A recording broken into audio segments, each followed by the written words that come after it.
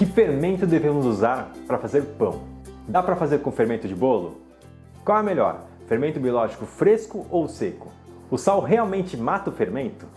O que é levain ou fermento natural? A gente vai responder todas essas dúvidas nesse vídeo. Esse vídeo tem o patrocínio da Le Safre, uma multinacional francesa que é referência no mercado de fermentos e panificação. Para você ter uma ideia, 1 a cada 3 pães consumidos no mundo é feito com fermento da Le Safre. Você já deve ter usado ou visto em algum vídeo na internet o fermento SAF Instant. Além dele, a Le Safre comercializa uma ampla linha de produtos para panificação. Saiba mais lá no Instagram da Le Safre, @LeSafreBrasil com 2 Fs. Fermento é um produto que, ao ser adicionado a uma massa, vai gerar algum tipo de gás, geralmente gás carbônico, e isso faz com que a massa ganhe volume. Antes da gente se aprofundar no fermento para pão, vamos falar sobre o fermento químico, que também é chamado de fermento em pó e muitas vezes gera confusão. O fermento químico é aquele pó branco feito com bicarbonato de sódio. Ele é utilizado para fazer bolos, tortas e biscoitos. A massa com fermento químico cresce por uma reação entre o bicarbonato de sódio e ingredientes ácidos que liberam gás carbônico. A gente não faz pão com esse tipo de fermento, embora existam algumas receitas específicas, mas esses pães acabam ficando com uma textura de bolo. Quando você vê no mercado farinha com fermento, em geral é esse fermento químico que está misturado na farinha, por isso não é indicada para pães. Até agora falamos de fermentação química, vamos entrar agora na fermentação realizada por micro-organismos.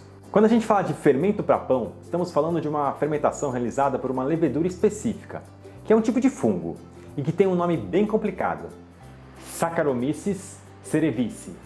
Essa levedura também é utilizada na fermentação da cerveja, do vinho, da cachaça e do etanol, além de ser aplicada a medicamentos e na agricultura. E como a levedura faz o nosso pão crescer? É bem simples. Quando a gente mistura farinha de trigo, fermento e água, 2 coisas importantes vão acontecer. A água entra em contato com as proteínas da farinha, formando a rede de glúten, que é uma espécie de teia elástica. Ao mesmo tempo, o fermento começa a se alimentar do açúcar presente no trigo e produz gás carbônico. Esse gás fica preso dentro da rede de glúten e com isso o pão vai inflar como um balão durante a fermentação.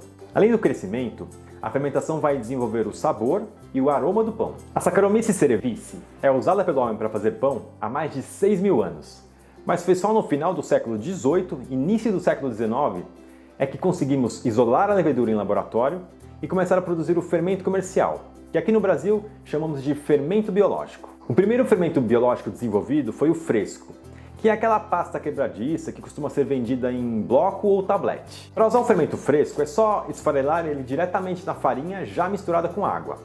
A quantidade padrão é de 3% em relação ao total de farinha, ou seja, 30 gramas para cada quilo de farinha. Ele precisa ficar na geladeira e sua validade é de 15 a 45 dias, dependendo do fabricante. Já ouviu falar que o sal mata o fermento?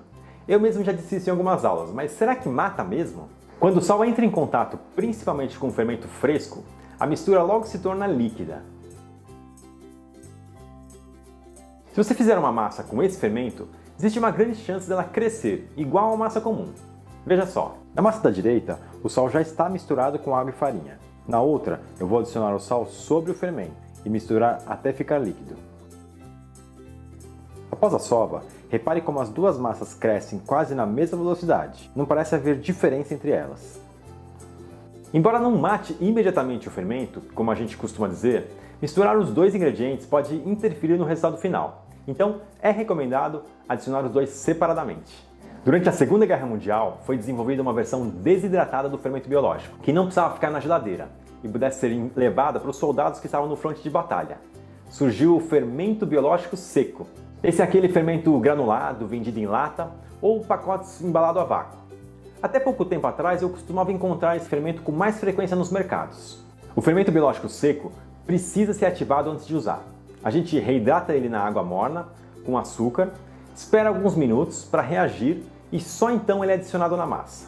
O fermento biológico seco instantâneo, aquele de sachê que a maioria de nós costuma utilizar, foi desenvolvido pela Le Safre, o nosso patrocinador, em 1973.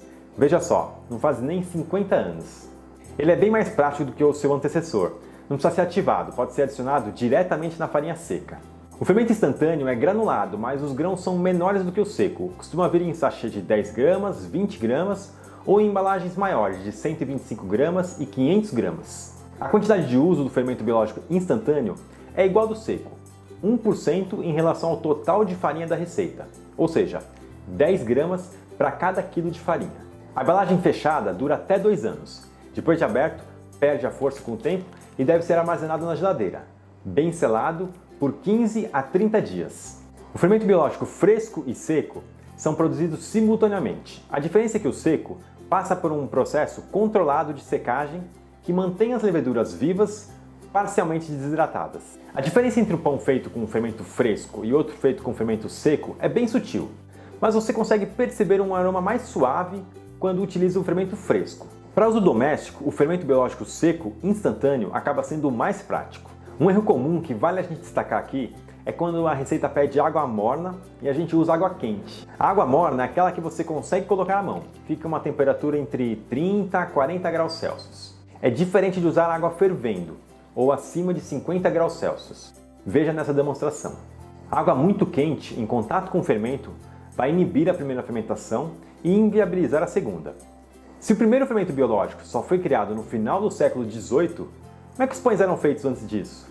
Com o levain, ou fermento natural, que hoje é moda entre os padeiros mais descolados, mas que é utilizado pelo homem desde o início da agricultura. É a mesma levedura dos fermentos comerciais, mas em seu estado selvagem, combinado com lactobacilos. O fermento natural costuma ficar guardado na geladeira e precisa ser ativado com água e farinha de 4 a 8 horas antes de ser utilizado. O interessante é que você sempre reserva uma parte do fermento e com essa sobra você alimenta e é possível fazer mais fermento para a próxima fornada. Ou seja, o fermento nunca acaba. A quantidade de fermento natural varia de 20% até 40% em relação ao total de farinha, ou seja, 200 gramas a 400 gramas para cada quilo de farinha. O tempo de fermentação do levain também é bem maior, no mínimo 4 vezes mais do que o fermento biológico.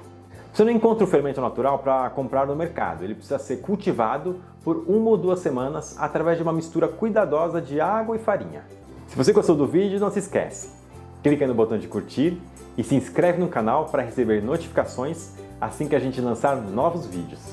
Até a próxima!